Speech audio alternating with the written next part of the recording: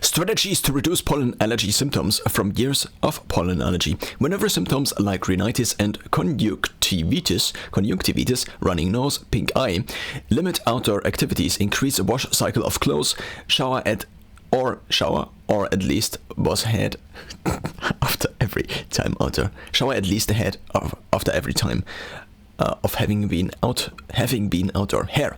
Laid back hair could be more beneficial since pollen in hair does not constantly rain on face. Unsure. Shorter hair is easier to wash more frequently and might have less storage volume for catching pollen. Airing. In the most severe years I had pollen screens attached to all the windows of at least my bedroom. Due to pollination seemingly increasing in morning and evening, when blossoms open and close, best air ventilation times between those noon and midnight might be good times. Heat. In summer, one might additionally want to control inside air temperature by optimizing airing times. If so, and pollen allergy, then possibly before sunrise, as it's coolest, might be best to prevent the morning pollination. Weather. Rainy days often offer some outside time shortly after a big washdown. Pollination, approximated by my historic symptoms, might be lower. Wind, possibly increasing the amount of pollen per unit of time outside, also possibly increasing pollen density in air. Washing, showering. In intense times, I at least washed my head after about 10 plus minutes outside. Showering and completely changing clothes might get rid of a large amount of pollen otherwise carried into indoors, as well as continuing to pollute the breathing air. Washing clothes. One can either increase the wash cycle frequency or use a larger set of clothes, which one might change daily or even after every time outdoors. Headgear. To reduce the pollen catched by hair when outside, I have been wearing caps mostly. There are also light beanies available, which I bought, but the cap, despite not covering all hair, is a more common headwear, therefore less noticeable. Doing sport outdoors. Showering after is crucial. If possible, one could change one's outdoor sports time to low pollination times like noon or late evening. For years I used to run after school at around 2 p.m. downside, very warm in continental climate outside.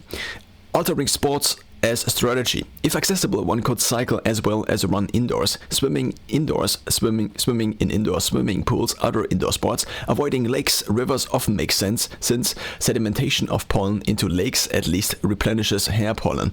Window screens. Similar to fly screens, but catching pollen instead of flies. Ideally, at least on all bedroom windows, come in black and white. Both reduce indoor room brightness. The black ones I had were usually see-through, white ones not, brighter.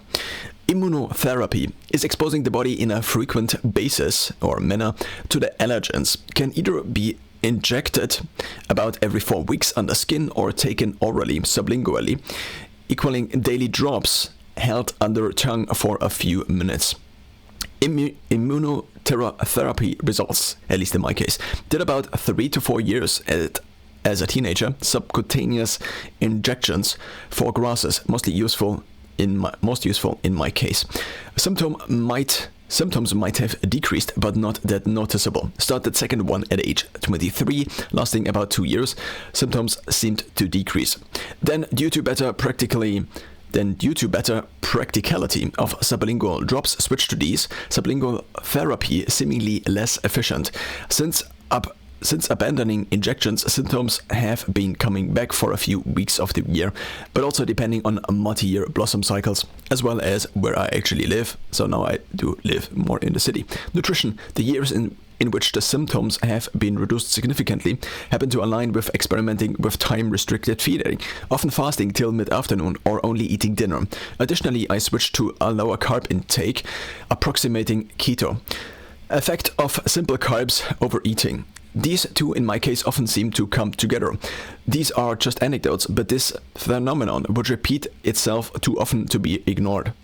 Often, when eating simpler carbs, more carbs than on otherwise low carb, within hours, even when often before no symptoms would appear. Often disappear when back to fasting, yet within a day, outside pollination probably similar.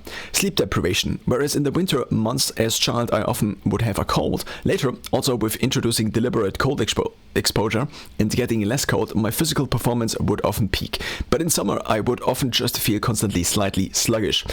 Now, obviously, some if some of it due to symptoms of allergy. But as the symptoms of allergy might also impact quality of sleep, there might be some cumulative effects. Sleep adapt, less time spent outdoors, light air, for example, reducing physical and mental performance for months. In addition to the decrease both due to higher temperatures in summer. Summary: short-term, reducing exposure to pollen, long-term immunotherapy to reduced in my case symptoms.